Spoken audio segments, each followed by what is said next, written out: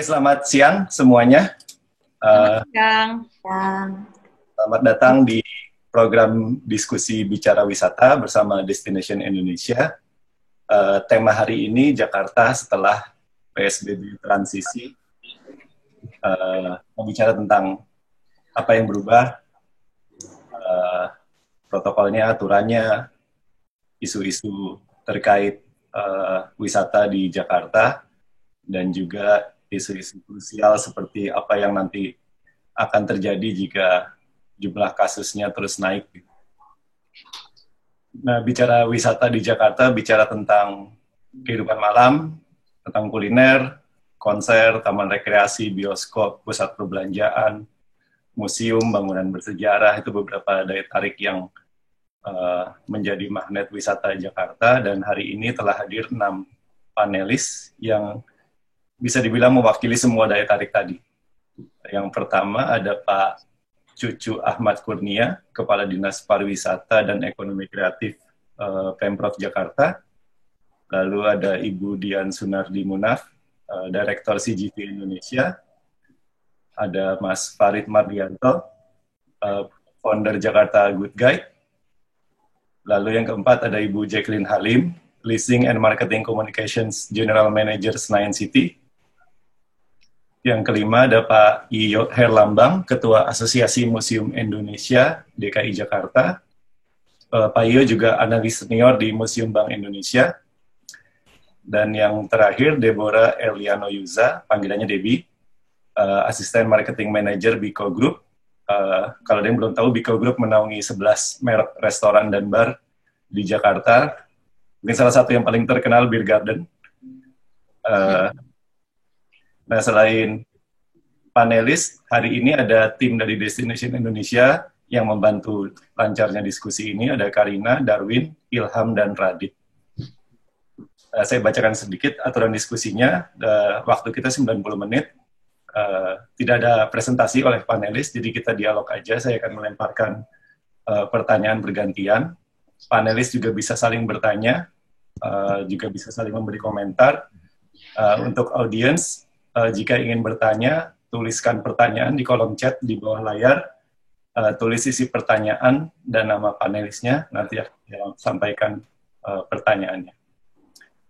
Nah, diskusi kita terbagi 3 segmen, jadi yang pertama saya mau bahas tentang kondisi terakhir dari masing-masing panelis juga, dampak pandemi seperti apa, status terakhirnya seperti apa.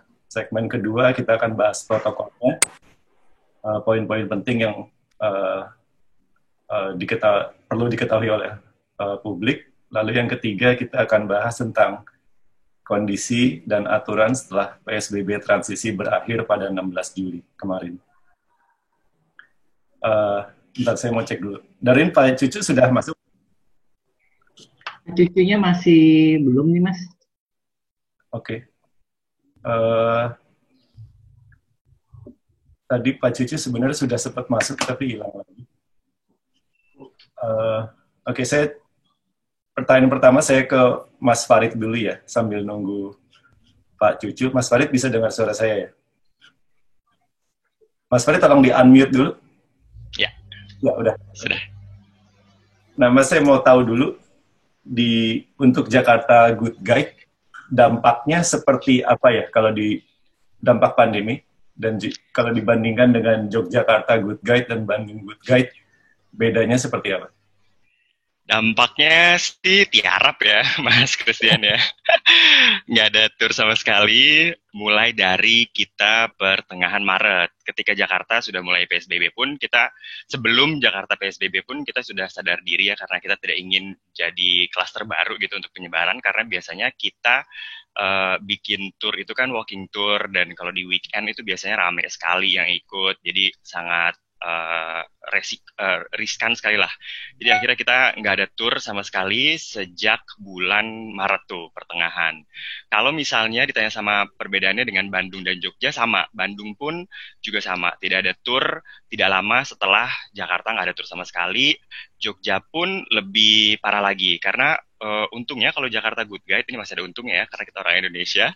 Untungnya kalau Jakarta Good Guide itu memang kita kan marketnya lebih banyak tuh adalah orang lokal sendiri ya, orang Indonesia, baik itu orang Jakarta ataupun orang dari luar kota. Jadi istilahnya kalau misalnya Jogja itu udah completely shutdown, nggak bisa bikin tur apa-apa lagi sama sekali. Sedangkan kalau misalnya Jakarta dan Bandung akhirnya barulah kita bikin tur virtual gitu. Responnya gimana?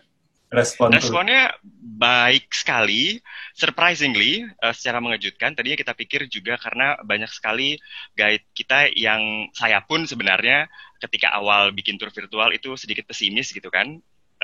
Karena tentunya tidak bisa menggantikan pengalaman kita traveling yang asli gitu, berada di tempat asli, melihat, berfoto, mencicipi makanan, itu tidak bisa tergantikan gitu kan. Dan akhirnya pas kita coba bikin, ada trial and error tentunya. Trial pertama karena kita tidak terbiasa dengan teknologi, dengan Zoom ataupun Google Meeting, terus Dan kemudian koneksi internet itu adalah yang paling utama. Akhirnya ya udah kita harus berdamai dengan itu dan akhirnya belajar dari situ dan akhirnya punya ilmu barulah si guide-guide dari Jakarta Good Guide ataupun Bandung Good Guide ini. Dan sampai sekarang akhirnya sih alhamdulillahnya lumayan rame pesertanya. Oke. Saya mau ke Bu Jacqueline. Hai. Bu Jacqueline, Senayan City kan kalau dari datanya memikat 24 juta pengunjung per tahun. Ya, betul. Terus punya lebih dari 350 outlet. Ini saya kebayangin dampaknya seperti apa ya? Seberapa besar, seberapa parah? Untuk awal-awalnya di bulan Maret ya, pada saat PSBB udah berlangsung, dampak pandemi ini sih cukup besar. Melihat seluruh pelaku bisnis di pusat pembelanjaan tentunya menghadapi itu tantangan cukup berat. Jumlah pengunjung menurun pastinya, yang berdampak pada kemampuan pembelian dan sehingga penjualan dari tenan-tenan juga pasti menurun. Jadi itu semua sebenarnya itu domino efek. Okay. Nah, pandemi ini juga menimbulkan istilahnya tuh economy shock buat semua kalangan sih, Mas. Yeah. Dan sangat tuh terlihat di pusat pembelanjaan dan retail industri itu baik di lokal walaupun termasuk di global ya, kan kita baca tuh berita di luar sana tuh banyak yang tutup sampai ribuan toko atau ratusan toko. Jadi kita tuh sebagai pengelola gedung ataupun mall itu berusaha keras banget untuk memberikan yang terbaik gitu kepada stakeholder. Jadi baik buat customer-nya, baik buat shareholder kita, buat customer, buat tenan tentunya. Jadi kita mulai dengan kewajiban protokol kesehatan untuk keamanan dan kenyamanan bersama tentunya gitu. Nah, kalau mulai buka lagi tuh resminya kapan? Kemarin resmi buka tuh 15 Juni, Mas. 15 Juni ya? Iya. Itu pun kan belum semuanya kan ya, Mas. Baru sebagian. Jadi yang beberapa untuk entertainment-nya masih belum, termasuk juga bioskop kan kemarin baru diumumin ditunda kembali gitu. F&B udah buka ya? F&B udah, sebagian awalnya kan masih delivery service, sekarang udah boleh dine-in, tapi untuk dine-in pun mereka harus mengikuti segala protokol, baik untuk dari segi jaga jarak ataupun dari segi hygiene mereka tetap harus terapkan. Oke, nanti saya balik lagi ke Ibu tentang protokol. Saya mau ke Bu Dian. Bu Dian, bisa dengar suara saya? Iya. Ya, oke. Ini saya baru dapat kabarnya kan hari ini. Tadinya nyusun pertanyaannya tentang persiapan pembukaan 29 Juli ya. Iya, benar. Tapi bioskop nggak jadi buka. Nah, CGV ini kan di 34 kota ya. Iya. Semuanya memang nggak jadi buka atau hanya Jakarta yang nggak jadi buka? Ya, memang situasinya sih memang lagi kurang baik. Jadi pada sampai kemarin memang kami sudah bersiap sih untuk secara parsial, secara bertahap untuk bersiap-siap untuk membuka di tanggal 29. Namun per kemarin sore juga ternyata ada penundaan, jadi belum bisa dulu. Nah,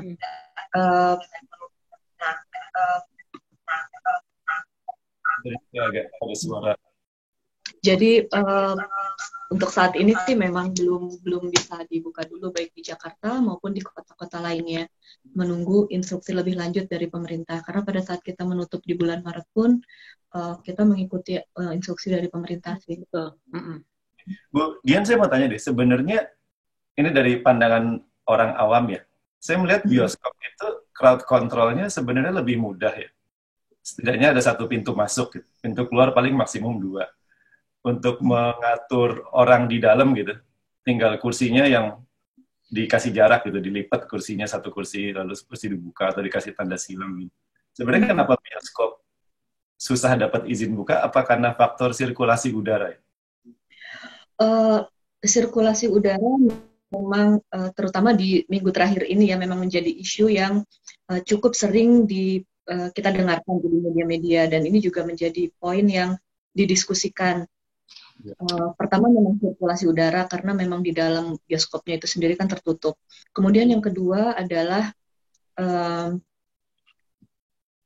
mungkin karena selain sirkulasi udara juga kelembapan ya, karena ada AC, kemudian ada materi-materi misalnya kursi yang bisa menyerap kelembapan tersebut dari material fabriknya. Jadi 2 hal tersebut sih.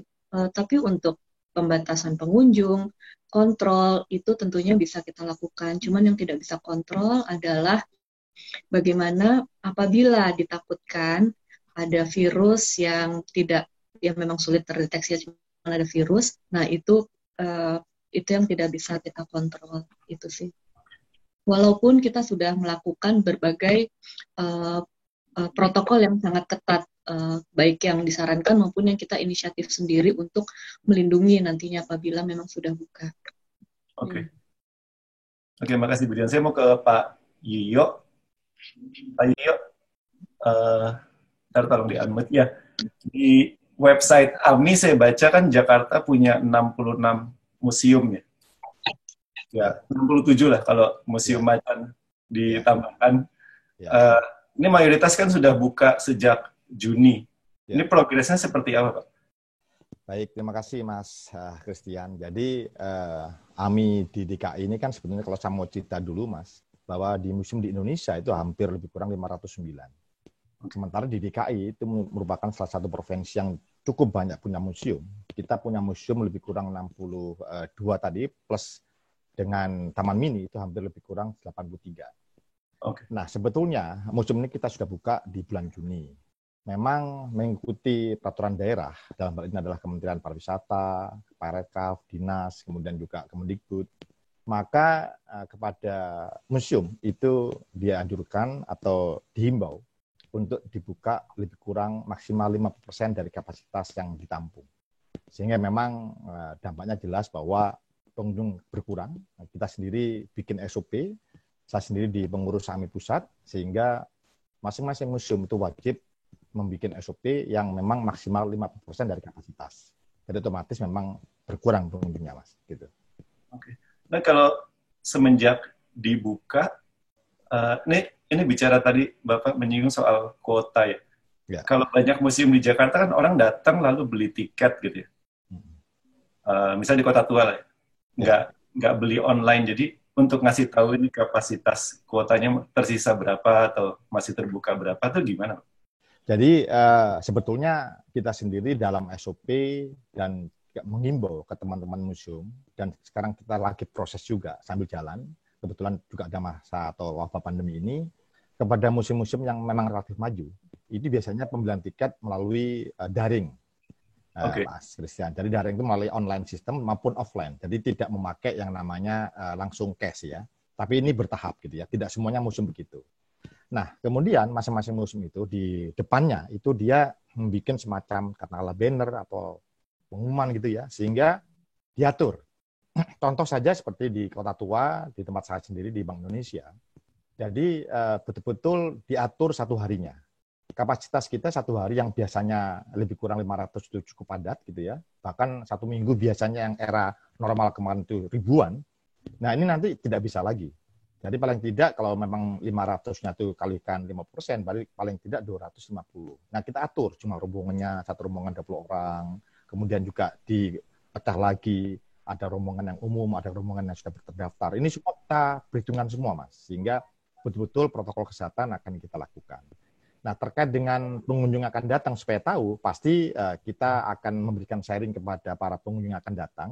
Dan jangan lupa bahwa museum-museum yang ada di DKI terutama, dia punya yang namanya katakanlah website, Instagram, kemudian IG, dan macam-macam ya melalui komunikasi kanal-kanal itu yang cukup bagus, sehingga informasi yang ada di masyarakat itu bisa terdeteksi dari sana. Bahkan kami sendiri di AMI DKI ini bikin buku yang namanya Mugalemon, yaitu kumpulan museum, galeri, dan monumen, itu bisa diakses masing-masing punya yang namanya GPS dan website-nya masing-masing.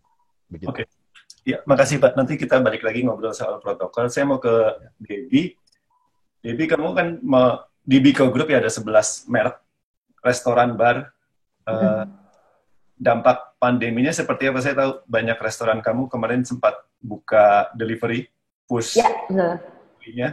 Saya juga dengar banyak pas pandemi itu banyak diskon alkohol di mana-mana di Jakarta.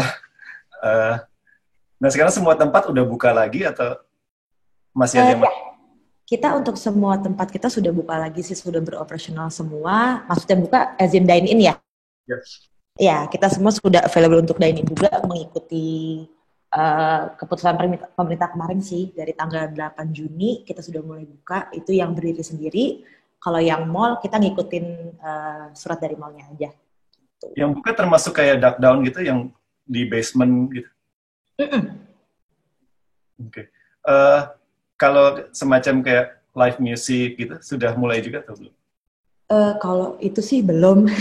Soalnya kalau dari surat pemerintahan kan juga belum diperbolehkan untuk diadakan hal-hal yang mengundang massa terlalu besar, itu kan belum boleh ya.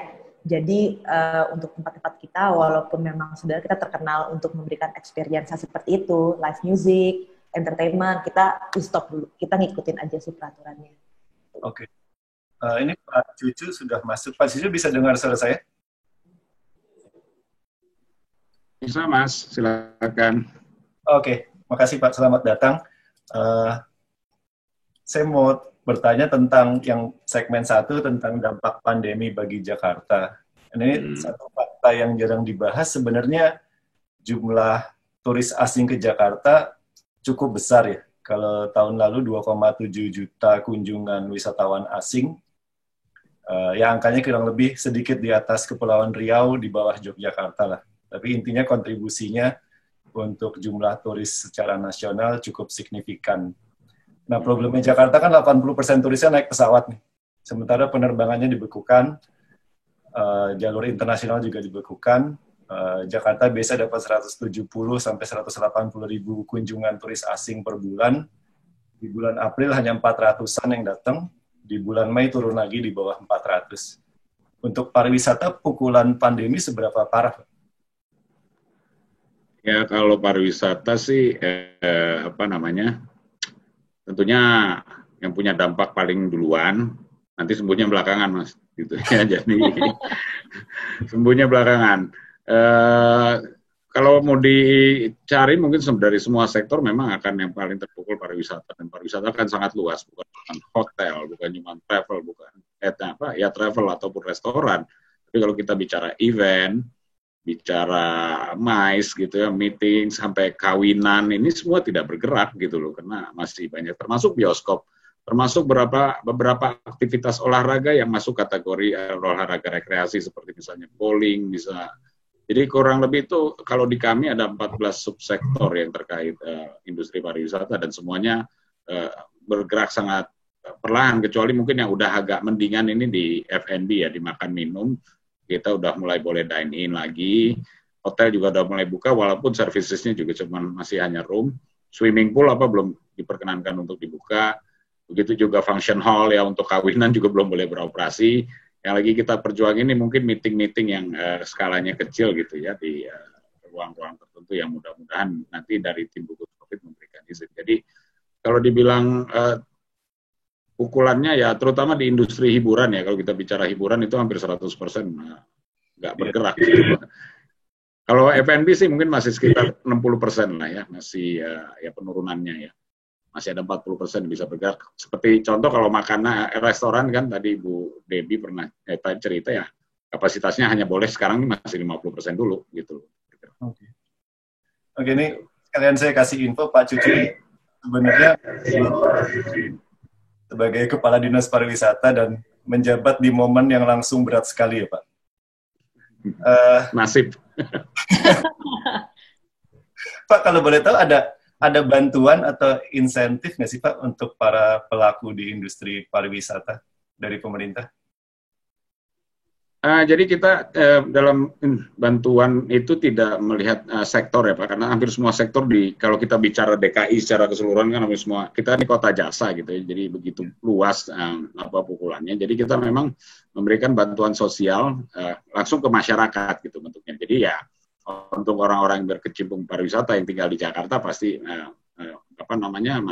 insya Allah mendapat bantuan yang kita distribusikan. Oke. Tapi secara mungkin peringanan pajak dan apa ini kita masih diskusikan. Misalnya kayak pajak hotel dan restoran ya, kita pengen memberikan insentif, tapi sebenarnya bebannya itu bukan ada di pengusaha kalau pajak itu. Pajak itu bebannya ada di konsumen, gitu. Jadi tidak akan terlalu berasa juga untuk para pengusaha apabila diberikan insentif seperti itu. Oke. Terima kasih. Ini kita sudah selesai segmen 1. Saya mau cari pertanyaan dari audiens. Ini ada satu untuk Ibu Dian dari Eti Winata. Adakah rencana membuat bioskop drive-in?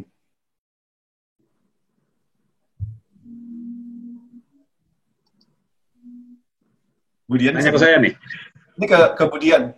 Bu Dian dari CGV. Iya, memang cukup banyak ya yang mengusulkan dan menanyakan untuk apakah CGV sebagai pengelola bioskop berencana untuk ekspansi membuat bioskop drive-in. Ya memang wacana itu sih kita berdiskusi, cuman untuk waktu dekat rasanya kalau untuk membuat bioskop drive-in sendiri belum, tetapi kita sangat terbuka untuk kolaborasi dengan partner lain apabila ingin mengadakan event-event untuk drive-in cinema. Oke. Ini pertanyaan lain, ini buat Bu Dian lagi. Dari Dina Anissa, kayaknya banyak yang perhatian sih Bu sama bioskop. Banyak yang sudah kangen. Kangen. Kangen Pak, ya benar. Ini strategi bioskop untuk bertahan di tengah pandemi seperti apa Bu? Saat ini memang situasinya sangat tidak mudah. Situasinya ya strateginya saat ini kita bertahan dan tetap mengelola maintain customer kita melalui channel-channel sosial media, channel digital, YouTube platform, tetap engage dengan mereka supaya mereka juga tidak lupa dan tetap terhibur dengan cara lain walaupun belum bisa datang menonton film ke bioskop. Karena memang ada 2 faktor penting sih, walaupun misalnya nih nanti kita sudah bisa dibuka. Yang pertama adalah kami sebagai pengelola bioskop sangat memperhatikan keselamatan dan keamanan para penonton. Jadi benar-benar kami tuh sangat setuju sih pada saatnya benar-benar sudah aman kami akan membuka. Kemudian yang kedua, konten untuk film itu sendiri pun juga saat ini belum lancar gitu. Jadi banyak produser film yang masih menunda tanggal rilis atau tanggal penayangan filmnya di bioskop. Jadi juga menurut saya tidak mudah untuk membuka, tetapi dengan konten yang terbatas karena kan penonton masih mau nonton apa di bioskop kalau filmnya ternyata masih film yang rerun atau film-film yang lama gitu. Itu sih, jadi memang 2 hal sih. Jadi menunggu momen yang tepat untuk benar-benar aman. Kemudian yang kedua, sambil menyelaraskan dengan konten-konten dari film itu sendiri. Oke, terima kasih. Kita masuk ke segmen 2 sekarang, mau bahas tentang protokolnya. Saya mau ke Bu Jacqueline dulu sekarang. Iya, Pak Kris. Boleh di-share Bu poin-poin penting protokol kesehatan dan kebersihan di Senayan City, termasuk di area F&B misalnya? Oke, ini sih merupakan mandatory atau compulsory buat siapapun, stakeholder tentunya, buat tenan dan pengunjung. Jadi kita tuh udah saya yakin ini untuk semua mall ya. Nah, karena aku mewakili Senayan City, Jadi kita udah menaruh signage di depan lobby ataupun pada saat memasuk bom check itu adalah wajib menggunakan masker ketika memasuki area Senayan City. Itu wajib. Jadi baik apakah itu di parkiran atau di lobby. Penyediaan wastafel itu juga ada di depan lobby. Terus automatic hand sanitizer itu juga ada di banyak titik. Jadi baik di entrance, di concierge, di pintu lift dan sebagainya. Nah itu juga gak lupa kita ada signage untuk jaga jarak antrian, Mas. Jadi apakah itu di resepsionis, apakah itu misalnya mau di eskalator, itu tetap kita udah laksanakan. Terus kita juga menyediakan UVC sterilization untuk shopping bag, Mas. Okay. Nah, termasuk juga kita kan ada food court namanya Delicae, di situ juga kita udah menyiapkan sterilisasi buat utensil, sendok dan garpu. Jadi setidaknya customer pada saat dine-in di dalam food court-nya kita yang memang udah dibatasi jaga jaraknya itu bisa merasa lebih aman. Dan kita juga ada intensif cleaning di public area, baik di dalam mall ataupun di luar mall, yang tentunya di luar jam operasional setelah tutup mall-nya, Mas. Terus kita juga setiap setengah jam tuh, Mas, kita ada paging announcement ke customer. Jadi di seluruh lantai mall-nya kita ada paging announcement untuk mengingatkan kembali supaya customer itu tetap memakai maskernya. Jadi kita sekarang udah standby 2 security itu, Mas, di setiap lantainya untuk menegur jikalau ada customer yang melepaskan maskernya gitu. Oke, kalau boleh tahu untuk toko-toko yang populer gitu ada perlakuan khususnya? Saya kan tahu di beberapa tempat di mall ada 1 toko atau 2 toko yang misalnya antriannya lebih panjang atau masanya lebih banyak gitu. Ada. Jadi gini, Mas, kalau di sini sebenarnya kan dari pemerintah dia tuh udah berusaha untuk membuat regulasi buat semua orang. Itu udah screening yang pertama. Screening yang kedua adalah kita sebagai mall operator, kita udah men-screening pada saat mereka masuk, udah ada temperature check sama pemakaian masker. Itu yang kedua. Screening ketiga adalah tokonya sendiri, Mas. Tokonya sendiri pada saat kita masuk itu juga udah ada temperature check sama hand sanitizer. Jadi semuanya tuh udah dibatasi. Nah, in certain store baik kecil ataupun besar itu udah dibatasi jumlah pengunjung yang boleh masuk. Jadi mereka ada checkernya, Mas. Oke. Nah, jadi kayak contohnya ada 1 toko di Senayan City gede banget 4.000 meter, tapi yang boleh masuk hanya 180 orang. Jadi kalaupun misalnya udah di dalam 180 orang, itu checkernya udah berhenti karena mereka udah pakai sistem, Mas. Jadi makanya viral-viral itu, ini toko rame, padahal sebenarnya enggak. Karena mereka menunggu orang yang keluar dari toko itu, Mas. Gitu. Nah, jadi pada dasarnya di dalam itu toko mereka udah preparasi untuk jaga jarak ataupun hanger-hanger fashionnya. Dan juga saya langsung ke toko misalnya beauty. Gak semua beauty sekarang boleh dicoba, Mas. Okay. Jadi baik lipstick, baik eyeshadow. Kalau kita coba gimana kan kita harus cobain tuh warnanya, contoh. Jadi mereka udah mempersiapkan disinfektan untuk lipstiknya, dibersihkan dulu, habis itu mereka harus pakai cotton bud untuk mengambil lipstiknya itu untuk dipasangkan di kulit kita. Jadi mereka nggak boleh nyentuhin kita sama sekali, gitu. Jadi saya dalam waktu misalnya agak senggang, saya selalu keliling dan memastikan bahwa mereka tuh mengikuti protokol yang ada, gitu, Mas. Oke. Saya mau ke Debbie. Debbie kan aturan, tadi di mall ya, aturannya sangat detail sampai soal cara mengetes lipstick gitu. Kalau di bar, protokolnya seperti apa ya? Ini saya kasih contoh kalau di Eropa, misalnya di Jerman, di Swiss gitu ya. Bar boleh buka, tapi tamu nggak boleh merapat ke meja bar, ke area bartender, jadi harus duduk gitu. Nah kalau di grup Biko gitu, ada aturan khusus seperti itu? Kalau untuk di Biko sendiri sih kita melakukan protokol yang sudah diharuskan ya, contohnya mungkin untuk dari staff kita sendiri, kita sudah memberikan mereka aturan harus memakai gear, itu ada yang face mask, ada yang face shield, terus mungkin menyambut tadi yang Ibu Jacqueline juga bilang soal temperature check, kita kan juga ada salah satu restoran kita di Pipo juga, Pipo kan di Senayan City. Senayan City, yes. Jadi itu kita kayak double barrier lah dari Senayan City. Dan pemakaian stiker. Betul. Kita juga ada pemakaian stiker. Jadi setiap orang yang udah melewati pintu masuk kita, kalau misalkan dia temperatur aman, dia akan memakai stiker. Lalu kalau untuk yang soal bar tadi, Mas Christian, itu kita lebih kepada memberikan jarak aja sih. Jadi di setiap meja memang sudah ada jaraknya sendiri, dan kalaupun di bar, kita masih membuka bar kita, cuma biasanya kalau misalkan di bar itu bisa ada kayak misalkan 10 stool.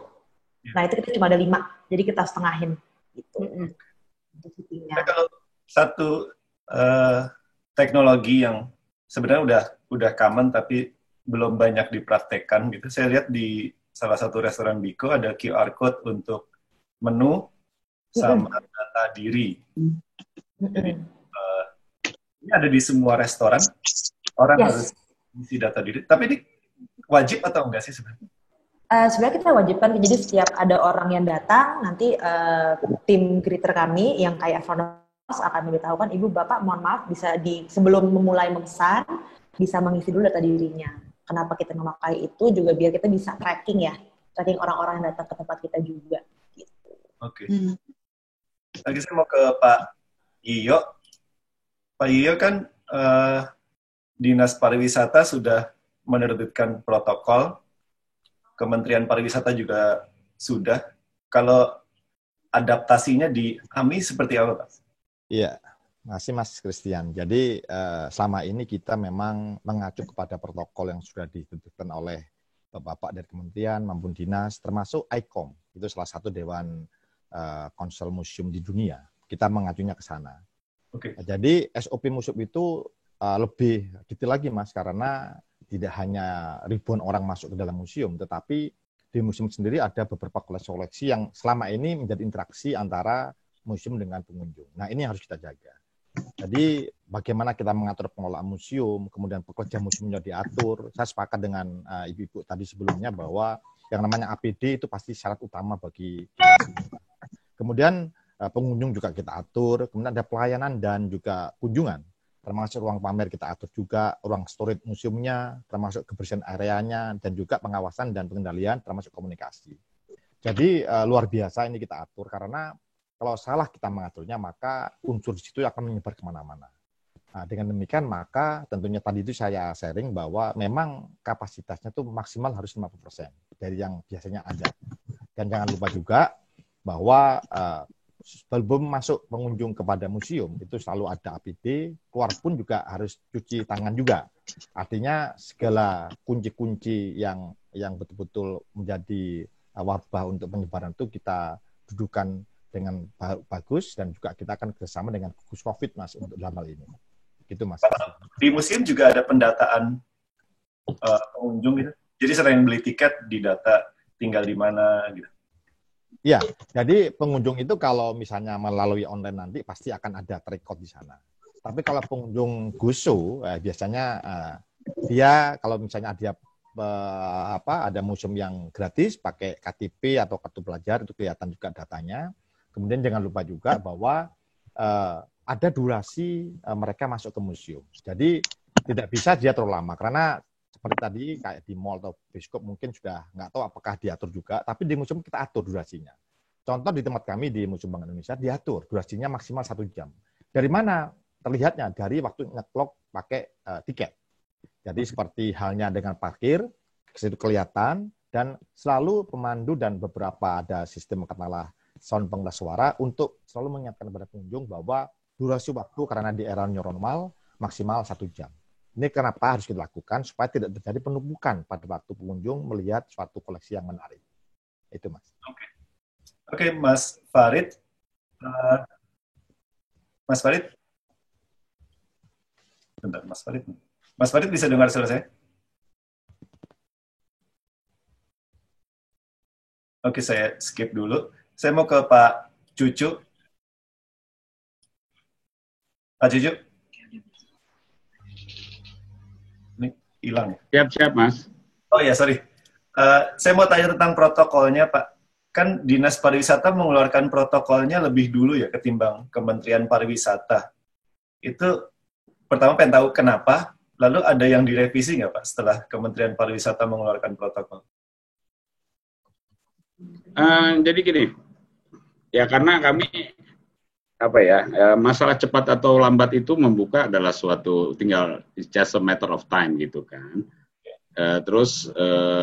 Jadi ya kami sebelum ini dibuka kami udah banyak berkomunikasi dengan stakeholders yang ada di Jakarta di berbagai bidang, di industri pariwisata terkait sama teman-teman stakeholders lainnya juga para pelaku di berbagai bidang mulai dari hotel, dari restoran, dari mall sendiri. Kami berkomunikasi aktif, kita menyusun bersama-sama protokolnya. Jadi ya kita nggak mau nunggu siapapun yang bikin lah, kita bisa bergerak di koridor kita lakukan gitu ya. Ya memang akhirnya kita jadi lebih dulu gitu bikin, dan ya alhamdulillah yang dilakukan kementerian juga sama, dan kami juga memberikan lah apa yang kami sudah buat kepada kementerian. Dan tentunya juga kemudian yang kementerian undang juga stakeholdernya sama gitu ya, dan apalagi Jakarta jadi barometer, jadi ya kita harus persiapkan lebih dahulu semua. Jadi bukan artinya mendahului ya, tapi kita melakukan ini atas dasar inisiatif teman-teman juga gitu. Karena sadar bahwa ini cepat atau lambat kan itu masalah waktu, tapi kita berharap kan nanti akan bergerak semua. Itu aja. Iya, saya mau ke Mas Farid. Mas Farid udah bisa dengar suara saya? Ya, oke. Ya, Mas mau tanya kapan turnya mulai kembali ditawarkan dan apakah protokolnya juga sudah disusun? Nah, kalau masalah kapan ini sebenarnya kita masih belum tahu sih, Mas Christian. Tadinya tuh kita berencana, mungkin pada saat Juli ini udah PSBB, berarti Agustus kita sudah mulai bisa nih bikin tur lagi. Tapi kemudian dengan kondisi yang kemudian sepertinya Jakarta juga naik lagi kasusnya, jadi kita akhirnya membatalkan rencana untuk memulai tur ini di bulan Agustus. Karena menurut saya, orang-orang ini kan udah kangen banget nih sama jalan-jalan untuk keluar rumah dan kumpul gitu ya. Jadi, kami khawatir kalau misalnya pun akhirnya kami bikin tour gitu walaupun di akhir pekan, walaupun turnya Jakarta Good Guide biasanya walking tour, open space, kebuka gitu ya, nggak masuk ke dalam ruangan, ventilasi bagus dan segala macam, ataupun jaga jarak, tapi tetap saja kemungkinan untuk penyebaran atau penularan itu pun, apalagi dengan sekarang kasus COVID-19 coronavirus ini airborne, jadi kami tidak ingin mengambil resiko itu. Jadi tour ini kita masih belum memastikan, setelah saya pun ngobrol sama teman-teman tour guide, kami pun tidak bisa memastikan kapan kira-kira tour ini akan dilaksanakan. Mungkin bisa sampai 2021 baru kita akan bikin tour lagi. Yang sekarang kita lakukan adalah ya sudah menyiapkan apa yang bisa kita lakukan dari bulan Juli ini sampai ke akhir tahun 2020 gitu. Oke. Apa yang dilakukan? Bikin protokol baru gitu misalnya? Ya, enggak sih. Kita akan tetap bikinnya tur virtual. Karena kan gini, kalau misalnya kita berwisata ataupun keluar rumah, si peserta-peserta tur dan juga si tour guide-nya ini kan harus melakukan perjalanan baik itu melalui transportasi umum ataupun ketemu sama orang lain di luar. Jadi pada saat wisata tuh tidak hanya saat dimana kita melakukan wisata aja gitu, tapi ada perjalanan dan kemungkinan terpapar dengan orang luar gitu. Jadi yang kita lakukan adalah tetap akan melakukan tur secara virtual, baik itu si tour guide-nya di tempat ataupun nanti kita akan bikin tur virtual yang hanya tour guide-nya berada di lokasi wisatanya, sedangkan si pesertanya tidak disarankan untuk ikut bersama tour guide-nya tur bersama gitu, tapi tetap melalui aplikasi Zoom ataupun Google Meet ataupun webinar, tapi semuanya akan tetap dilakukan secara virtual. Ini sebenarnya saya ngelihat Jakarta Good Guide punya peran penting ya, bagian dari pariwisata Jakarta gitu, ngasih insight yang bagus ke turis baik dari Jakarta, luar kota atau luar negeri gitu. Nah saya ngelihat ini prospek suramnya aja ya, kan mungkin vaksinnya baru ditemukan tahun depan. Butuh beberapa bulan lagi untuk disebarkan gitu, dan mungkin habis diborong negara-negara kaya lebih dulu biasanya. Nah, kamu ngelihat prospek Jakarta Good Guide jadi menunggunya lama sekali ya untuk sampai bisa kembali bergerak gitu. Iya, karena kita tidak ingin ngambil resiko sih, Mas Christian, karena maksudku gini, kita tidak ingin benefit yang kita dapatkan begitu kita sudah memulai tour itu akhirnya akan terreduksi dengan kerugian yang didapatkan lebih tinggi lagi gitu. Kita tidak ingin menjadi klaster baru. Kita tidak ingin, walaupun nih tour guide dari Jakarta Good Guide akhirnya mendapatkan penghasilan dari tour, tapi kemudian itu tidak seberapa dibandingkan dengan satu kali tour 20 orang. Kalau ada satu orang yang positif walaupun tanpa gejala, terus kemudian dia menyebarkan ke 20 orang lagi, tentunya secara ekonomi bukan hanya ke Jakarta Good Guide-nya, tapi juga ke Jakarta dan juga ke Indonesia, itu akan memberikan presiden buruk gitu kan.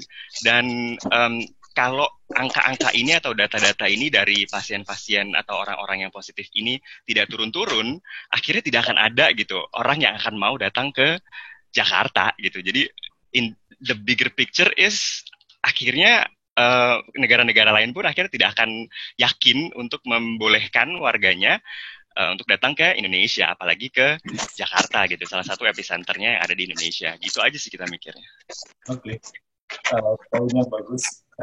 Ini sebenarnya pilihan ya, balik lagi kemampuan, keinginan untuk misalnya menggerakkan roda ekonomi juga harus seimbang dengan potensi kerugian yang dihasilkan kalau misalnya wisata di. Sorry, suara musik dari mana? Oke, udah hilang. Saya mau ke Budian. Budian bisa dengar suara saya? Iya, bisa, Pak. Oke. Budian, jadi sambil menunggu jadwal pembukaan, yang saya berasumsi memang kita semua belum tahu kapan, apa yang dilakukan CGV sambil menunggu? Oke, yang pasti untuk tetap memastikan bahwa sinema kita ready pada saat waktunya nanti dibuka, kami sebagai pengelola bioskop itu terus-menerus, walaupun belum ada jadwal pembukaan kapan, terus-menerus melakukan perawatan terhadap aset-aset kami, baik itu yang di lobby area, hardware maupun software. Tetap melakukan tes film supaya memastikan peralatan semua berjalan dengan baik. Tetap melakukan pembersihan dan juga tetap menjaga ya supaya kan lembab ya, supaya tidak berjamur, memastikan bahwa kondisinya itu tetap baik pada saat nanti dibuka. Itu yang pertama. Kedua, kami terus membentuk atau membuat protokol untuk staf-staf kami dan juga untuk nanti apa waktunya sudah customer atau untuk penonton. Jadi terus melakukan mengedukasi staf. Kemudian dalam jumlah terbatas atau dengan cara virtual melakukan simulasi-simulasi. Kemudian juga yang keluar kepada partner itu tetap mengadakan komunikasi kepada partner-partner, baik itu produser film maupun partner komersial CGV dalam bentuk media online. Kemudian untuk memaintain penonton, kami juga mengaktifkan channel-channel lainnya, tentunya channel online, baik itu Instagram, YouTube, maupun kanal-kanal komunikasi dengan komunitas film. Itu sih yang jadi dari berbagai hal, baik itu sarana dan prasarana, partners maupun juga penonton tetap rasanya tetap di maintain untuk tetap bersama. Bu, kalau protokol dari CGV di Korea gitu sudah keluar juga? Oh ya, sudah. Kurang lebih sih sama.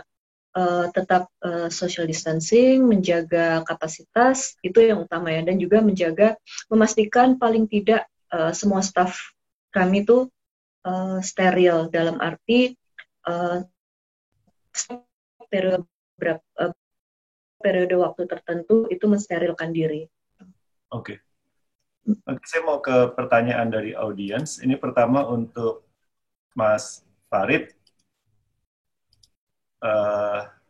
Ketika banyak tempat sudah dibuka, ini dari Itvi Pancani, ketika banyak tempat sudah dibuka, apakah berpengaruh terhadap virtual tour yang diadakan oleh Jakarta Good Guide? Maksudnya gimana ya? Jadi kan sekarang banyak tempat sudah boleh buka nih. Artinya semua orang di rumah, jadi bisa lebih mudah lah, nggak banyak gangguan untuk ikut virtual tour. Sekarang banyak opsi untuk menghabiskan waktu gitu. Oke, kalau kita patokannya bukan dari banyak tempat yang dibuka sih, Mas Christian. Kita patokannya lebih ke data, karena data itu angka-angka orang-orang yang positif gitu, dan juga grafik dan kurva yang dirilis sama pemerintah gitu. Selama itu masih tinggi, maka kita tetap tidak akan melakukan tour secara offline. Tour itu akan tetap virtual gitu. Oke, maksudnya pertanyaannya ketika sekarang restoran F&B sudah buka di luar, apakah peserta kamu menurun yang virtual tournya? Oh, kalau untuk yang Jakarta, jadi memang kita harus lebih sangat kreatif sih. Kalau untuk yang tur Jakarta, karena kita kan bikin tur Jakarta itu setiap hari ya. Dari Senin sampai Minggu itu kita selalu ada tur Jakarta. Terus akhirnya kita mulai berkreatif dengan mengadakan tur virtual tapi ke luar kota atau juga ke luar negeri. Terutama karena tur guide yang ada di Jakarta Good Guide ini biasanya juga adalah seorang tour leader yang biasa membawa tur ke luar negeri, sehingga akhirnya kita juga menawarkan tur ke luar negeri buat orang-orang yang mau ikutan gitu. Tapi pengaruhnya sih sebenarnya tidak terlalu besar ya. Kita maksudnya tidak terlalu signifikan kemudian penurunan jumlah pesertanya sih enggak juga, karena buktinya sampai sekarang itu hampir setiap hari kita ada tur, hampir setiap hari itu pun ada yang ikut gitu. Okay. Tidak ada sampai tur yang kemudian dibatalkan karena tidak ada pesertanya. Oke, bagus. Untuk Bu Jacqueline, ini pertanyaan dari Ivan Ahmad. Protokol untuk gym di Senayan City seperti apa?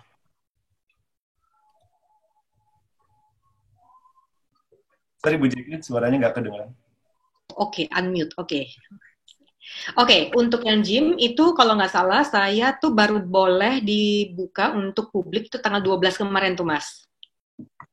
Nah, jadi semua protokol higienitasnya itu juga sama seperti kita di mall, temperatur cek juga, dan mereka yang tentunya harus membersihkan semua alat semua alat olahraganya, serta juga mereka harus membagi jaga jaraknya. Dan yang jelas adalah sekarang tidak boleh asal masuk gym lagi, Mas. Jadi mereka udah punya aplikasi. Jadi sekarang semua kelas-kelas gym yang ada itu mereka harus mendaftarkan diri dulu. Kelasnya di jam berapa dan maksimum orangnya boleh berapa orang. Jadi kalau misalnya memang udah lebih, udah ada batasannya, jadi kita udah gak bisa ikutan. Jadi mereka cukup upgrade aplikasinya mereka. Oke. Ini sekalian ada satu pertanyaan lagi dari Leka Putra. Setiap tenan, terutama ini dalam konteks Senayan City ya, setiap tenan, terutama fashion brand, biasanya mengikuti aturan SOP dari negara asal brand atau principal brandnya. Betul. Pernah bentrok antara kebijakan mereka dengan kebijakan pemerintah atau kebijakan Sensi? Enggak sih, pada dasarnya mereka malah kalau misalnya dari principal jatuhnya malah lebih strict. Oke. Lebih strict dalam arti misalnya dari jumlah kapasitas bukan cuma 50% ya, ini malah lebih. Jadi yang tadi saya mention misalnya yang 4.000 di 200 meter itu hanya boleh masuk di 180 orang. Okay. Nah, jadi mereka pada dasarnya harus mengikuti prinsipal, Mas. Oke. Untuk Pak Cucu ada pertanyaan dari Reza Adrian. Apakah ada kewajiban melakukan rapid test atau swab test? Nah, ini misalnya untuk pekerja di industri pariwisata, dan biayanya ditanggung siapa? Apakah pemerintah akan menanggung biayanya sebagai bentuk dukungan atau bantuan terhadap industri? Sorry Mas Christian, bisa diulang pertanyaannya tadi keputus-putus. Ya, untuk pekerja di sektor pariwisata, ini swab test atau rapid test wajib nggak? Lalu apakah pemerintah akan membantu biayanya gitu, menanggung biaya tesnya? Jadi gini, kebanyakan swab atau rapid itu dilakukan memang atas kesadaran dari manajemen gitu. Jadi kalau pemerintah ini kan melakukan tes-tes tersebut itu berdasarkan tracing yang ada. Jadi kebutuhannya karena kita punya keterbatasan anggaran maupun peralatan gitu ya. Dan memang inisiatif ini banyak datang dari manajemen pekerjaan ya, seperti Ancol misalnya, dia melakukan semua rapid test untuk karyawannya. Begitu juga banyak restoran-restoran yang secara reguler ataupun hotel-hotel melakukan swab test di industrinya masing-masing. Jadi sejauh ini kalau spesifik untuk industri pariwisata kita belum melakukan, tapi memang swab test ini dilakukan lebih kepada tracing ya, dari kasus-kasus yang sudah ada gitu untuk dapat mengejar suspek dari korban corona. Oke. Terima kasih. Sekarang kita masuk ke segmen 3 setelah PSBB transisi berakhir kemarin. Saya langsung ke Pak Cucu lagi aja. Pak Cucu, perubahan terbesarnya apa sih Pak setelah PSBB transisi berakhir untuk sektor pariwisata yang berubah apa? Misalnya apakah kuota 50% sudah nggak berlaku lagi? Kalau sekarang kita masih, Pak, masih jadi masa transisi ini masih diperpanjang per hari ini mulai dilakukan lagi. Bahkan ada beberapa aktivitas yang tadinya kita sudah buka itu kita tunda lagi ya, seperti bioskop. Mohon maaf Mbak Dian, jadi ini memang suasananya nggak kondusif, juga seperti kegiatan terutama yang terkait indoor ya, seperti olahraga rekreasi kayak fitness, terus juga bowling, biliar ya, terus kita tunda lagi. Jadi kita memang lebih mendahulukan aktivitas yang outdoor karena resiko penyebaran virus COVID-nya akan lebih rendah ketimbang yang indoor. Oke. Pak, ini ada peluang PSBB-nya, lockdown-nya gitu, berlaku lagi kalau virusnya naik terus. Jadi bukan transisi, tapi PSBB seperti yang sebelumnya gitu. Oh iya, itu udah pasti. Jadi di tim Gugus Covid kan punya barometer ya, dan angka-angka ini kan bergerak terus setiap 2 minggu, bahkan setiap seminggu terus 2 minggu kita evaluasi seperti apa perkembangannya. Misalnya angka-angka seperti positivity rate ya. Jadi seperti apa di Jakarta? Kalau angka aman itu kan positivity rate-nya 5%. Jadi maksudnya kalau kita melakukan pengetesan untuk 200 orang, kita harus lihat yang 200 orang positif ya, itu kita harus lihat dulu dari berapa orang yang dites. Kalau kita yang dites hanya 500 orang, yang positif 200 orang itu kan berarti 20%-nya. Itu kan tinggi banget angka positivity rate-nya. Tapi kalau 200 orang dari 10.000 itu kan jadi rendah presentasinya. Nah, presentasi yang aman itu adalah 5% ke bawah. Nah, itu harus terus dijaga, ditekan seperti itu. Indikator lain misalnya dari RT ya, reproduction rate, itu yang bagus itu di bawah 1. Nah, 2 minggu terakhir ini Jakarta positivity rate-nya dari sebelumnya di bawah 5% itu naik lagi jadi 5,9 di minggu terakhir ini. Dan RT-nya itu bergerak dari 0,98 menjadi 1,15. Berarti ada kecenderungan penyebaran virusnya memang hebat lagi, dan ini makanya kita menunda beberapa kegiatan yang kita sudah buka, tapi kita tetap pertahankan beberapa sektor yang memang sudah berjalan dan tentunya mempunyai dampak ekonomi yang signifikan. Oke. Pak, kalau misalnya tadi bicara parameternya sudah ada ya angka-angkanya gitu, itu kebijakannya nanti kalau untuk Jakarta per kota madya gitu, atau langsung per provinsi, misalnya yang rate-nya tinggi, penyebarannya tinggi, atau positivity rate-nya tinggi di Jakarta Selatan, berarti hanya Jakarta Selatan saja yang dapat peraturan berbeda gitu misalnya. Halo, apakah peraturannya nanti diterapkannya, diukurnya per kota madya atau satu provinsi langsung? Itu kita kasih kebijakannya satu provinsi, kita tidak ada zonasi, tapi ya tentunya laporannya juga dari berbagai wilayah, bahkan dari tingkat kelurahan kita pantau gitu. Tapi aturan yang kita buat tentunya dalam tingkat provinsi. Okay. Jadi tidak kita menggunakan daerah pusat misalnya zonanya merah gitu, akan berbeda dengan Jakarta Timur yang zonanya hijau gitu, nggak ada perlakuan seperti itu. Oke, saya mau ke Pak Yiyo. Pak Yiyo, untuk prosedur mengadakan acara di museum, seperti apa Pak sekarang? Karena saya tahu museum sering dipakai untuk acara termasuk wedding atau seminar gitu. Ya Mas, jadi memang dalam kondisi sekarang ini tetap saja kita memakai protokol kesehatan. Artinya memang tidak bisa seperti yang lama ya, bahwa teman-teman di pengelola museum itu betul-betul menjaga jarak untuk itu. Artinya yang dulu mungkin bisa penuh gitu ya. Nah sekarang memang agak jarang, bahkan cenderung teman-teman itu ingin bahwa hal-hal yang menyangkut soal wedding, kemudian juga seminar, webinar itu memang harus akan ada dikurangi jumlahnya. Maka Cukup baik. yang harus dilakukan teman-teman itu adalah mencoba untuk membuat semacam katakanlah SOP yang sangat ketat gitu ya.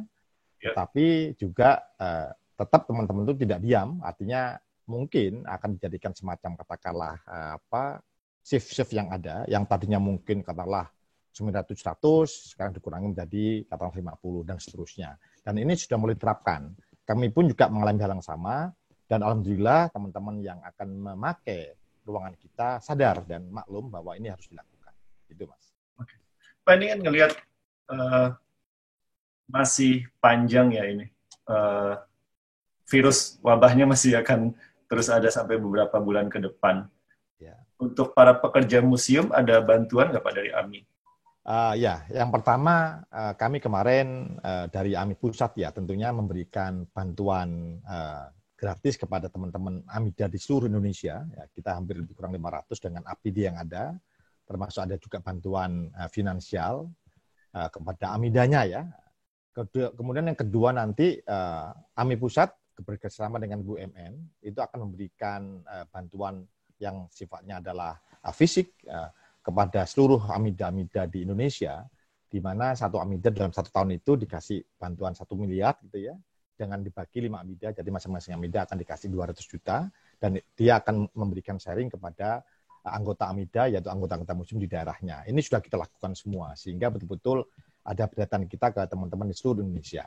Yang kedua, tidak hanya itu, mungkin paket-paket yang lain, kita juga akan memfasilitasi, karena saya juga di AMI Pusat, dengan teman-teman di kementerian, yang memang sekarang ini dampak daripada pandemi luar biasa, sehingga di sisi lain, Mas Christian, tidak hanya bantuan itu, tapi kami juga mengimbau kepada teman-teman di pengelola museum harus kreatif untuk terus menciptakan peluang-peluang income yang selama ini hanya didasarkan pada tiket, tetapi juga dari sisi yang lain, misalnya membuat tutorial, virtual, segala macam, mungkin ada semacam, ya katakanlah webinar yang mungkin tidak free ya. Nah ini yang dilakukan oleh teman-teman semua, sehingga betul-betul ikatan dekat dengan masyarakat tetap kita lakukan dengan cara melalui virtual tadi. Begitu Mas. Oke, Debbie, kalau dari kamu, kapan bisa akan mengadakan kembali misalnya performance gitu? Kalau dari kita sendiri juga belum tahu pastinya sih ya. Kita menunggu aba-aba saja dari pemerintahannya kapan boleh dimulai lagi untuk experience yang kayak live music gitu-gitu. Tapi untuk sekarang sih sama, kita juga nggak mau sampai kita tuh lose contact with our customers juga. Soalnya kan kalau untuk kita sendiri itu banyak kan Biko Group selain menjual produk, kita kan juga sebenarnya menjual experience itu sendiri ya. Experience untuk keluar, untuk bersenang-senang gitu-gitu. Nah itu yang sebenarnya kita lagi putar otak nih. Gimana ya caranya untuk mentranslate experience itu, tapi tanpa harus kayak bener-bener kayak menggait orang untuk datang ke tempat kita, which is kayak agak sedikit susah, tapi we're trying really hard to go into that direction sih sebenarnya. Kayak bikin apa? Kayak konser virtual gitu misalnya? Udah beberapa kali sih kita bikin kayak DJ virtual gitu-gitu sih. Dan itu juga untuk yang nonton juga cukup banyak juga. Dan sebenarnya satu lagi, kalau kita tuh dari dulu memang belum pernah ada yang kayak, kita belum pernah fokus di bagian delivery. Oke. Ya. Tapi karena ada pandemi ini, kita juga belajar, kita sedikit ada strategi shifting juga. Jadi kita mulai belajar gimana sih cara kita untuk masuk ke dalam bagian yang delivery dari F&B tersebut. Gitu. Oke. Tapi masih belajar juga sih, Mas. Ya, itu sistem delivery yang memang tantangan yang berbeda sekali ya. Betul. Setuju. Bu Jacqueline, saya mau tanya tentang event. Sebenarnya kan hari ini misalnya Ubud Writers mengumumkan resmi ditunda ke 2021 ya. Tapi kemarin, 2 hari lalu, Artjok mengumumkan tetap berjalan di bulan Agustus gitu, di Yogyakarta. Nah kalau Lion City akan ada event, misalnya Jakarta Food Culinary Festival atau apa? So far, so far yang jelas sih sekarang setiap penyelenggara banyak sekali eksibitor yang udah hubungin Senayan City. Sekarang ini tuh masih menunggu dari peraturan pemerintah sebenarnya, karena kan setiap penyelenggara itu mengharuskan atau itu udah jadi bagian kita SOP untuk mengajukan surat izin keramaian dari pihak kepolisian setempat. Kalau misalnya memang surat izin keramaiannya itu tidak diperkenankan, misalnya nggak dari pemerintah, itu pasti kita nggak akan offering tempat itu gitu loh, Mas. Nah, jadi sekarang tuh biasa kayak event-event tahunan ya, misalnya Jakarta Culinary Festival, habis itu ada Jakarta Fashion Week, Jakarta X Beauty, Jakarta Sneaker Day, itu banyak sekali yang memang hubungin Senayan City ini kapan kita boleh mulai. Jadi ada yang hubungin kita yang kayak, Bu Jacqueline kayaknya kita harus mundur deh, ini belum bisa gitu, karena belum dapat surat izin keramaian. Jadi sebenarnya kita semua menunggu sih Mas, menunggu dari pemerintah, walaupun dari pengelolanya sendiri kita udah mempersiapkan SOP yang ada. Jadi kalau misalnya pun acara ini udah dibuka, misalnya bisa dilaksanakan, yang jelas untuk protokoler kesehatan dan jaga jarak antar customer yang datang itu benar-benar harus diperhatikan. Karena kan kita sebagai pengelola juga harus menjaga keamanan dari stakeholder yang ada gitu. Iya sih. Oke. Pak Cucu? Pak Cucu? Siap. Ya, ini mau nanya soal strategi, Pak. Tiap negara kan sistemnya berbeda ya. Di Eropa beberapa sudah buka tempat wisata secara penuh, bioskop sudah buka. Beberapa negara Eropa bahkan buka. Halo, Mas. Halo. Ya, kedengaran, Pak? Pak Cucu, suara saya kedengaran? Halo. Pak Cucu? Nggak kedengeran, Pak. Hilang. Halo. Oke, sekarang kedengaran ya? Iya, sekarang kedengeran. Ya, saya mau tanya tentang strategi Jakarta, Pak. Mm-hmm. Untuk meredam virus. Kan, ambil contoh Turki lah, paling gampang.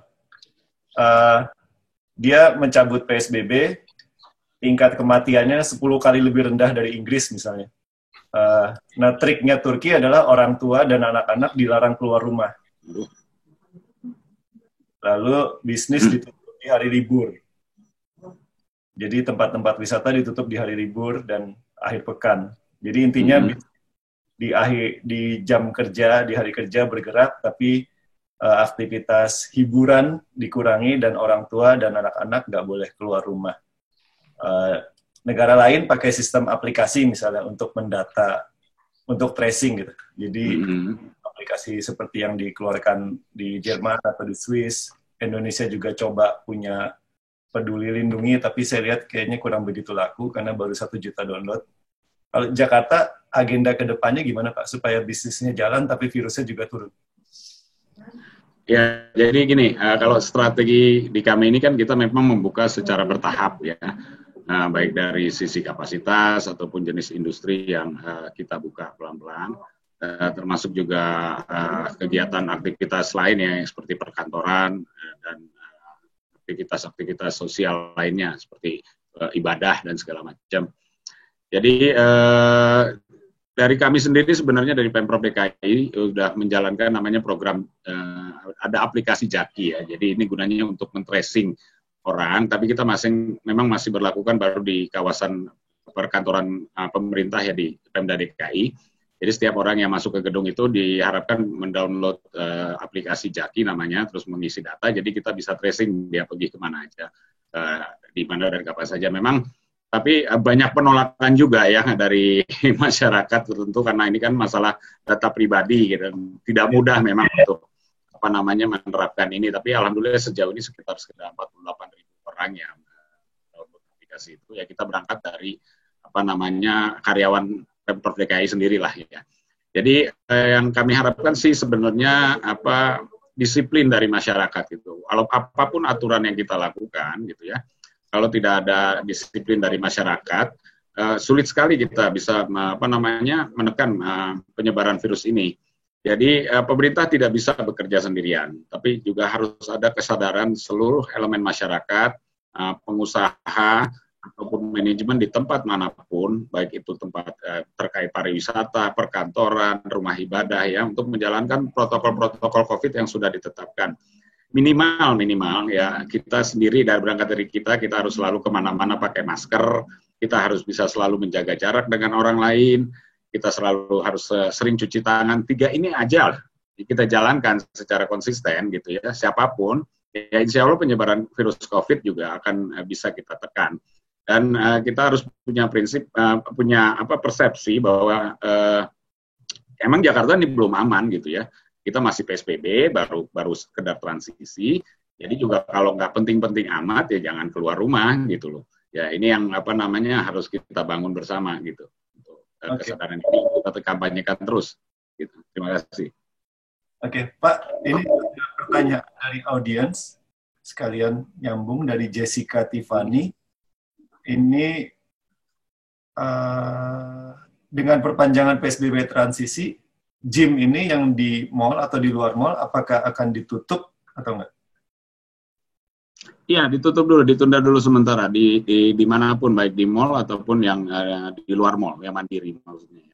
Jadi dengan mohon maaf karena memang kondisi Jakarta juga sedang tidak kondusif lagi, jadi terpaksa kita tunda dulu kegiatan terutama olahraga yang di indoor ya. Oke. Bu Dian, saya boleh tahu kalau yang di FX itu fasilitas olahraganya udah sempat buka atau belum? Tadi sempat kurang baik salurannya. Boleh tolong diulang pertanyaannya, Mas Christian? Ya, tentang FX, kan FX punya fasilitas olahraga lapangan basket. Ya. Itu juga bukanya ngikuti pembukaan bioskop juga? Iya, pastinya untuk pembukaan sarana, terutama yang apalagi yang ada di dalam lokasi bioskop, itu tentu mengikuti dari surat edaran dari pemerintah. Oke. Saat ini kita belum pernah buka lagi. Oke. Ini Bu Dian, saya baca di chat mau bikin kolaborasi dengan Museum Jakarta Good Guide dan Debbie. Silakan Bu, mau menyampaikan apa? Iya, mohon izin. Jadi saya mengikuti diskusi ini, saya sangat senang sih, sangat senang Destination, Mas Christian menginisiasi pertemuan ini lewat daring. Tadi ada pertanyaan kan di awal di sesi 1, apakah ada rencana untuk membuka atau mengadakan drive-in cinema. Kemudian tadi mendengar penjelasan dari Pak Iyo, kemudian dari Mas Farid, Pak Kadis Pariwisata juga. Mungkin apabila situasi sudah lebih kondusif di masa transisi ini, kita bisa nih coba yuk nanti bikin kolaborasi, kita bikin mungkin bukan drive-in cinema, tapi seperti cinema under the moonlight gitu, di lapangan, mungkin di lapangannya Museum Fathahillah, kerjasama dengan Jakarta Good Guide, dapat blessing dari di-endorse oleh Dinas Pariwisata, dan juga kerjasama dengan grup restorannya Mbak Debbie, atau juga bisa dilakukan mungkin di area depannya Senen City, kenapa enggak? Jadi mungkin di tengah keterbatasan ini, apabila sudah lebih memungkinkan orang bisa keluar, tapi dengan tetap jaga jarak, mungkin kita bisa bikin sesuatu yang tetap dalam koridor kesehatan, tetapi bisa sedikit menggiatkan roda, mungkin bukan ekonomi ya, tetapi pariwisata dan apa ya, semangat paling nggak, baik dari pencinta film, pecinta jalan-jalan, pencinta kuliner, dan sebagainya. Itu sih. Juga mungkin bisa di TDK-nya Central Park, Bu. Kenapa? Juga bisa di Central Park, Bu. Central Park, benar sekali, gitu kan. Jadi nanti dari Jakarta Good Guide juga mungkin bisa bawa komunitasnya, mungkin ya seperti itu sih. Di mana aja, tapi mungkin idenya kita bareng-bareng kolaborasi. Farid mau komentar? Memungkinkan aja sih, asalkan ya kalau misalnya outdoor sih menurutku lebih aman dibandingkan dengan kalau misalnya di bioskop ya, sirkulasi udaranya. Asalkan satu lagi, kalau misalnya saya boleh nambahin, kalau misalnya di bioskop tuh salah satu yang bikin hal agak sedikit lebih bahaya itu kan karena memang tempat duduknya yang bertingkat ya, itu kan. Ya. Jadi yang di depan itu kan pasti akan lebih berbahaya daripada yang di belakang gitu. Jadi it's very possible sih, sangat memungkinkan sekali, karena Jakarta Good Guide juga sekarang ingin sekali membuat tour yang sistemnya tuh lebih, yang sifatnya tuh lebih imersif gitu. Jadi kita sempat juga bikin tour yang menyeduh kopi atau juga menyeduh teh yang kopinya udah kita kirim ke peserta turnya, sehingga begitu tour virtualnya dilaksanakan, si peserta tur udah mencicipi kopi, jadi kita bisa ngobrol bareng gitu. Jadi kayak yang seperti itu, it's visible sih. Oke. Nanti kita lanjutkan ya. Saya mendukung banget tadi Bu Dian, jadi setuju saya. Jadi saya juga boleh menyediakan tempat nanti ke teman-teman dengan diskusi dengan teman-teman, terutama di kawasan Krakatau itu luar biasa. Puluhan ribu orang bisa ke sana, tapi tetap juga nanti mudah-mudahan pandemi cepat berlalu ya Bu. Nah, di bulan-bulan Oktober nanti ada suatu hari peringatan dari Museum Indonesia, itu di tanggal 12 Oktober, termasuk juga di bulan Oktober itu ada namanya PKN, Pekan Kebudayaan Nasional. Itu mungkin mudah-mudahan kita berikhtiar dan berdoa bersama, artinya pandemi ini turun, maka kita akan menggeliat lagi pariwisata kita di Jakarta, terutama khususnya, sehingga kita bisa berkolaborasi, dan saya yakin ini kita sudah nggak sabar juga semuanya ya, gemes juga, mudah-mudahan kita era normal itu bukan berarti ya seperti begini, tetapi era normal yang lebih bagus lagi, tetapi juga tetap kita berjaga-jaga juga, dan setuju nanti kita bisa berkolaborasi nanti Mas Christian, sehingga kita juga membawa dampak ekonomi tentunya, karena saya ingat bahwa pariwisata ada 3A, ada atraksinya, ada aksesnya, dan ada amenitas. Ini semuanya yang perlu menjadi salah satu tujuan kita semua ke sana. Terima kasih Mas. Debbie mau komentar, mungkin kalau nonton bareng Quiet Place 2 di Beer Garden bisa rame. Seru banget tuh, seru banget itu. Dan tadi pas dengerin kayak, aduh udah kepikiran lagi, kayaknya enak kalau pakai makanannya ini, gitu-gitu. Kayak otak marketingnya langsung kayak, kayaknya ini seru nih, menambah experience-nya dengan, pokoknya seru sih. Kalau misalkan memang ada ajakan-ajakan untuk collab, ini kan kita kan antar segmen bisnis yang beda-beda nih. Maksudnya bisa sangat menyenangkan sekali, bisa kalau misalnya kita ketemu dan kita saling kenal juga. Udah saatnya kita saling kenal di antara segmen yang beda-beda sih kayaknya. Jangan berdiri sendiri-sendiri di masa yang seperti ini. Oke.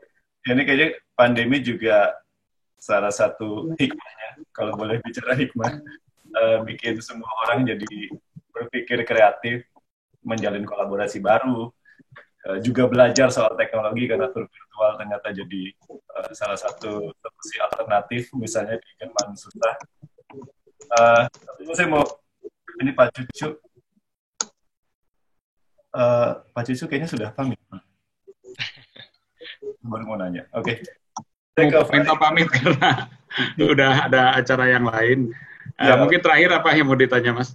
Saya mau ke Farid dulu. Farid, kalau kamu ngelihatnya bagi orang yang banyak bersentuhan dengan tamu dari luar Jakarta ya, termasuk juga dari luar Indonesia gitu. Sebenarnya strategi meyakinkan turis untuk percaya lagi dengan Jakarta atau dengan Indonesia seperti apa sih? Oke, yang bisa dilakukan oleh Jakarta Good Guide ini sebenarnya kan adalah mempromosikan, dan ini yang sudah kita lakukan memang. Kita mempromosikan apa yang bisa dilakukan di Jakarta, terus kemudian experience apa yang ada di Jakarta, cerita-cerita Jakarta. Dan memang selama kita tur virtual, untungnya juga peserta kita tuh tidak hanya dari dalam kota Jakarta, tapi juga dari luar kota dan luar negeri. Dan memang akhirnya setelah mereka melakukan tur virtual, membuat tidak jarang feedback yang kita dapatkan tuh adalah kalau mereka ingin sekali beneran bisa langsung datang ke Jakarta. Cuman untuk meyakinkan ini pasti perlu lebih effort yang lebih gitu, challenge yang lebih. Nah, menurutku tidak ada yang bisa dilakukan selain kita menghentikan si penyebaran ini gitu. Maksudnya si kurva ini tuh harus landai dulu gitu.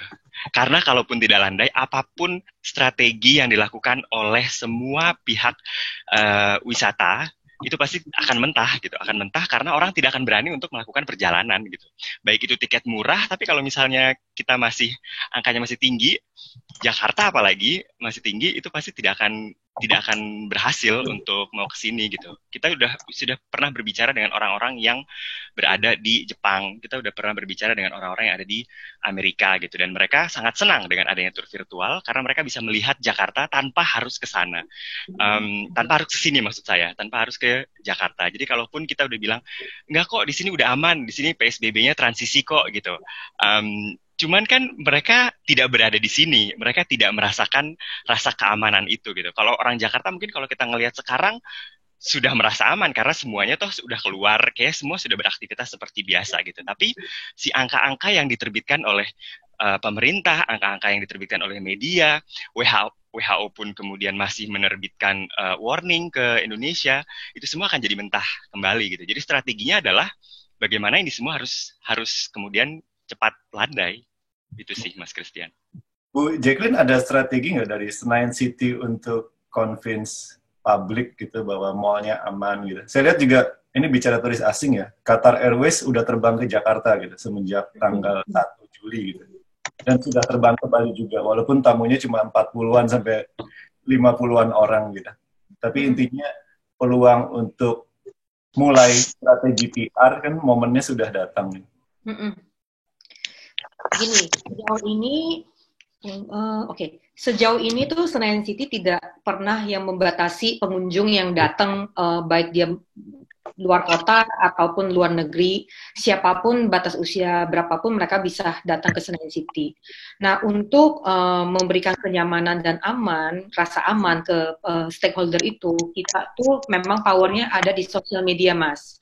Jadi kita buat campaign, mungkin Mas sendiri udah lihat campaign kita sempat viral karena kita udah promosikan seminggu sebelum pembukaan reopening mall-nya di tanggal 15 Juni, jadi seminggu sebelumnya. Nah, itu kita melakukan campaign 100% touchless, Mas. Nah, di situ kita tim operasional secara kreatif mikir gimana caranya supaya orang itu masuk ke mall kita tanpa harus menyentuh area-area yang memang banyak sentuhan customer ya, misalnya di dalam lift. Pencet lift itu kita udah harus mikirin itu touchless, baik di luar maupun di dalam. Hand sanitizer itu semua udah harus otomatis. Habis itu misalnya ke toilet itu semua hand soapnya juga semua diwajibkan otomatis. Jadi kita tuh berpikir gimana caranya supaya tetap menjaga kebersihan dan meningkatkan keamanan sirkulasi udara itu juga penting. Nah, terakhir ini kita selalu memodifikasi atau mengupgrade fasilitas yang ada di Senayan City. Terakhir ini adalah penambahan UVC sterilization untuk di AHU kita, Mas. Jadi kita make sure sirkulasi udara yang flow ke semua tenan dan area publik itu menjadi bersih setelah di UVC. Gitu. Nah, jadi untuk penambahan kayak misalnya fogging, cleaning filter AHU, kita sebulan yang tadinya cuman kayak sekali atau 2 kali, sekarang malah setiap minggunya. Terus fogging area luar juga tadinya cuma sekali, sekarang jadinya sering karena kan kita tempat publik ya, Mas. Jadi kita terima siapa aja, kita nggak tahu mereka tuh dari mana. Jadi kita udah harus extra cautious kepada semua yang berhubungan sama kepentingan publik. Itu sih, Mas. Jadi kita semua tuangkan ke dalam campaign yang kita sosialisasikan lewat sosial media. Gitu. Okay. Jadi at least setidaknya kita bisa gain trust-nya stakeholder lagi untuk bisa kembali ke shopping mall. Gitu, Mas. Kalau dari Pak Iyo, ada campaign khusus, Pak, dari museum untuk mengembalikan minat dan kepercayaan publik berkunjung ke museum? Ya, terima kasih Mas Christian. Jadi memang selama ini kita mencoba untuk membuat museum itu nyaman dan aman untuk berkunjung ke sana bagi para pengunjung. Pertama, virtual jelas, teman-teman juga tadi juga sharing, kami juga lakukan, bahkan setiap museum itu punya kanal-kanal sendiri. Yang kedua, bagaimana persepsi masyarakat yang selama ini mungkin agak khawatir, worry dengan pandemi ini, kita mencoba untuk meyakinkan mereka melalui SOP, melalui bentuk-bentuk banner, kemudian melalui pamflet, sehingga betul-betul mereka merasa nyaman malah berkunjung ke tempat kita. Nah, ini kita yang harus dilakukan, strategi harus dilakukan. Ya, yang selanjutnya adalah bahwa ya di pengelola museum itu sendiri ya tadi Bu Jacqueline juga menerangkan dan kami juga sama dan saya juga mendukung banget bahwa yang namanya APD itu harus tersedia dengan baik dimanapun itu berada dan masing-masing teman-teman di museum itu pasti akan ada karena SOP-nya mengatakan demikian. Nah, yang selanjutnya adalah bahwa memang ada masa-masa, ada durasi waktu, kemudian masa-masa di mana koleksi-koleksi tidak boleh sentuh yang selama ini kita ada. Bahkan kami juga punya teater-teater yang memang bagus dan menarik. Silakan teman-teman yang belum pernah datang ke kawasan Kota Tua, kami undang. Nah, itu kita atur juga. Artinya sebetulnya mungkin tempat kami adalah MICE juga, ada meeting, incentive, conference, dan exhibition yang bisa dilakukan di sana. Dan cukup menarik, mungkin Mas Christian juga pernah datang ke tempat kita juga. Nah, inilah yang harus kita lakukan. Dengan kata lain bahwa sebetulnya memang ini adalah PR kita semua. Namun kita yang di pengelola hiburan ini dan juga ada unsur edutainment-nya, ada pendidikan, menyenangkan, ada kajian-kajian juga. Ini betul-betul kita berusaha untuk menarik masyarakat baik kalangan milenial, pelajar maupun masyarakat yang sudah di atas itu. Betul-betul kita harus kalau presiden kita mengatakan ya kita harus bersahabat atau katakanlah artinya ya kita tetap melawan tapi dengan cara kita sendiri sehingga kita tidak takut itu tapi tetap waspada. Nah, ini tantangan kita semua. Makanya Mas Christian, strategi kita seperti itu, kita bikin event-event melalui tagarnya tetap COVID safe, katakanlah museum dan segala macamnya. Kita gelorakan di kanal-kanal kita bahwa ini adalah masa di mana kita semua hidup ini bagian dari sejarah yang memang mau tidak mau juga nggak suka kita melewati, tapi yakinlah bahwa kita harus optimis ke depan. Oke, makasih Pak. Ini waktu kita sudah hampir habis. Saya kasih kesempatan buat tiap panelis kalau masih ada yang mau disampaikan atau ada peluang kolaborasi lain misalnya yang mau ditawarkan, silakan. Saya mau bertanya sama Pak Iyo sih, Pak Iyo sih. Halo Pak, apa kabar Pak? Baik, Mas Farid tuh. Kenal baik lah. Sering ke tempat saya. Ya, Mas Farid, monggo. Pak Iyo, ini kan salah satu hal yang bisa dilakukan museum menurut saya itu kan dalam rangka pembatasan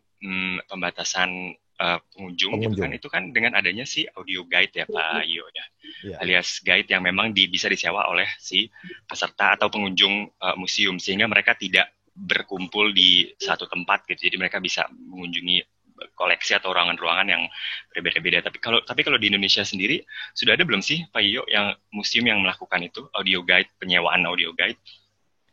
Oke, baik. Yang jelas kalau di tempat kami di Museum Bank Indonesia kan ada ya Mas ya yang punya audio langsung itu kan. Nah, tapi tidak semua museum ada. Tetapi paling tidak bertahap kita akan menuju ke sana. Bahkan sekarang kan ada namanya QR code-nya itu. Jadi koleksi-koleksi itu tidak lagi terus cuma narasinya itu pasif, tetapi teman-teman yang pengunjung itu bisa langsung melakukan melalui Android-nya itu dia. Ini salah satu bentuk kecanggihan teknologi yang kita punyai. Namun demikian yang namanya guide dalam rangka untuk di museum itu memang mau tidak mau harus tetap ada Mas, karena yang namanya literasi yang harus disampaikan kepada para pengunjung merupakan narasi yang penting juga harus dilakukan oleh teman-teman pengelola. Sehingga kan sebenarnya kunci dari museum itu adalah bagaimana gap atau bias antara pengunjung dan pengelola itu tidak ada. Nah, makanya perlu adanya pemanduan. Saya juga terima kasih ke teman-teman Mas Farid TS tadi yang juga pernah ikut membantu kita pada waktu kita sebagai tuan rumah ICOM ya, ICOMON itu dunia ya, internasional. Nah, ini yang harus kita lakukan terus. Nah, memang kekuatan dari salah satu institusi yang sifatnya seperti museum ini tidak hanya kekuatan koleksinya dan narasinya, tapi pemandu ini harus betul-betul sangat menyenangkan ya. Dan kami juga kebetulan teman-teman bisa nanti kita berkolaborasi. Kami perlu adanya mungkin makanan yang khas ya, perlu adanya mungkin ya katakanlah tematik-tematik di Indonesia yang bisa kita sajikan. Jadi pada waktu paket-paket kita jual, maka pengunjung baik dari wisatawan domestik maupun mancanegara, dia tidak hanya menikmati soal koleksi kita, tapi juga menikmati atraksi, tarian, nyanyian, bahkan makanan. Nah, ini yang kita jual Mas Christian, Mas Farid, sehingga betul-betul yang akan kita datangkan itu sangat luar biasa. Dan saya setuju Mas Farid, kita tetap ada berkolaborasi, dan yang namanya katakanlah audio-audio guide itu ada memang, tetapi tidak akan mematahkan atau tidak akan mengecilkan arti guide yang sesungguhnya nanti dari sisi manusianya. Itu Mas Farid. Oke, ada satu pertanyaan, sorry, saya potong sebentar buat Ibu Jacqueline. Yap. Ini protokol kesehatan berdampak nggak sih ke service charge para tenan? Ini sangat spesifik ya. Mungkin dari Mola. Ini dari Rizky Ardika pertanyaannya. Oke, ini tenan bukan sih dia? Nggak tahu Bu, nggak ketahuan gue di sini. Oke, jadi gini, service charge itu yang dibebankan ke semua tenant, pada dasarnya itu bukan, istilahnya gini, bukan income dari pengelola. Mungkin ada beberapa teman di sini, pasti Ibu Dian pasti ngerti. Karena kalau service charge itu kan itu ada yang namanya electricity, housekeeping, parking, engineering dan sebagainya. Jadi itu semua adalah third party yang memang yang digunakan oleh kita untuk menjalankan operasionalnya mall kita gitu loh. Jadi otomatis makanya dengan sekarang yang kita udah berjalan, misalnya di Senayan City. Nah, dengan jalannya operasional pada saat reopening kan kita ada perubahan jam operasional.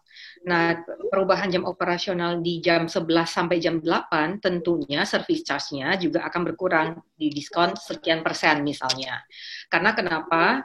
Kita kan penyalaan segala sesuatunya itu kan berkurang. Jadi kita melakukan efisiensi gitu. Oke. Ini saya mau ke Bu Dian. Bu Dian ini kan dari semua panelis yang belum beroperasi hanya bioskop ya. Kalau Farid virtual lah, walaupun dia tidak turun ke lapangan, tapi udah bergerak gitu. Nah kalau masih ada beberapa sih Mas, jadi selain bioskop masih ada beberapa entertainment lainnya seperti kayak biliar atau karaoke itu juga belum boleh. Ya, Bu Dian apa harapannya Bu Dian supaya Jakarta cepat pulih? Atau ada solusi yang mau diajukan? Terima kasih loh atas sambutannya untuk menyampaikan harapan. Pertama, saya berharap kepada pengelola mall untuk berikan kelonggaran dalam rental charge gitu. Karena memang terus terang kondisinya sangat sulit. Apalagi bioskop. Bioskop itu kan memang gerai kita ya. Gerai kita tutup, otomatis tidak ada pemasukan. Itu yang pertama. Kedua, untuk government, memang pajak tontonan itu memang dibebankan oleh penonton, dan itu bukan merupakan revenue kepala bioskop. Tapi mungkin untuk nantinya pada saat sudah buka, untuk kembali menggiatkan perfilman, mungkin untuk masa-masa awal atau beberapa bulan atau tahun-tahun pertama itu bisa di-consider untuk diringankan dulu atau mungkin ditiadakan dulu untuk mengkompensate supaya harga tiket yang dikeluarkan oleh penonton bisa lebih murah. Kenapa? Karena kan pastinya pada masa transisi nanti bioskop itu tidak bisa beroperasi sama seperti yang sebelumnya. Pastinya secara kapasitas itu terbatas, paling tidak 50%. Kemudian kos-kos lainnya yang harus dikeluarkan seperti disinfektan, pelindung, masker, partisi, dan lain-lain. Extra maintenance, sudah pasti extra cost. Tentunya apabila pajak tontonan bagi penonton itu bisa dikurangin atau ditiadakan, itu ada ruang bagi pengelola bioskop untuk sedikit mungkin harga yang dikeluarkan tetap sama oleh penonton, tetapi itu masuk untuk support cost dari pengelola itu. Kemudian juga kemudahan-kemudahan lainnya sih, seperti ya dua itu sih. Jadi kemudahan pembayaran rental charge oleh pengelola mall dan juga pajak tontonan. Dua hal itu sih. Sama yang ketiga tentunya juga kampanye mungkin bisa dibantu oleh Pak Cucu dari Kepala Dinas Pariwisata untuk bagaimana menumbuhkan confident dari masyarakat, terutama pencinta film, pecinta jalan-jalan, pecinta kuliner, menumbuhkan confident lagi dari mereka untuk memastikan, hey, ini dari pemerintah sudah masa transisi loh, sudah membuka sedikit demi sedikit. Berarti memang sudah consider lebih aman nanti ke depannya seperti itu. Jadi kampanye-kampanye sosial kepada masyarakat yang tujuannya untuk mendukung, meningkatkan kepercayaan diri lagi dari masyarakat, itu juga rasanya sih perlu sih. Itu sih usulannya. Makasih. Terima kasih. Semoga Grand Indonesia nonton ya diskusi hari ini. Jadi Kalau enggak minta rekamannya ya. Ya, nanti rekamannya dikasih. Oke, karena waktunya sudah habis, saya mengucapkan terima kasih banyak kepada semua panelis, Pak Iyo, Bu Jacqueline, Mas Farid, Bu Dian, sama Debbie. Terima kasih banyak sudah berbagi info, berbagi opini dan insight hari ini. Saya juga mengucapkan terima kasih ke semua audiens yang hadir hari ini. Semoga diskusinya bermanfaat dan kita semua berharap wabahnya cepat reda, Jakartanya cepat pulih, bisnisnya bisa bergerak normal kembali. Silakan kalau mau ambil print screen sekarang sebelum ditutup. Sampai berjumpa di Bicara Wisata episode berikutnya. Selamat sore, terima kasih. Sore, makasih. Thank you. Makasih, Mas. Terima kasih.